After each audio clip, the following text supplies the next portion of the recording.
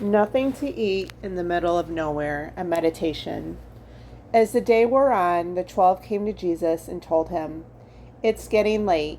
You should send the crowd to the surrounding villages and farms to get something to eat and find shelter for the night. There is nothing to eat here in the middle of nowhere." Luke 9:12. Do you know someone in your life who has nothing to eat in the middle of nowhere? Someone who reminds you of who you were before you found Jesus. It's been a while since Jesus came into your heart. He is your gentle gardener who has tended to the weeds that have grown up and around your heart. Now your heart is growing and growing in his love. I love the story of how Jesus fed the 5,000. The disciples had just returned from being sent out. They returned hungry for some time alone with Jesus. Only the people needed Jesus more. As the day wore on, the disciples said, "It's getting late. You should send the crowds to get something to eat and find shelter for the night. There's nothing to eat here in the middle of nowhere." The disciples should have known that when Jesus is around, there is always something to eat in the middle of nowhere. We have the food living right here inside of our hearts. There comes a point in our journey when we must look out and see the hungry people in our lives, the ones that remind us of who we once were, numb, broken, and disconnected. They are so hungry for love. Jesus is counting on us to feed them.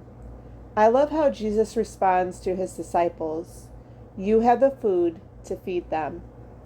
All that Jesus has given us, his love and acceptance, is inside of us. It's time we show others that the heart is central and the wellspring of our life. But so often, like the disciples, we look at ourselves and lose faith. We must look up to the one and believe he has given all we need to feed the hungry hearts in our life. The disciples looked at all that they had and dismissed it.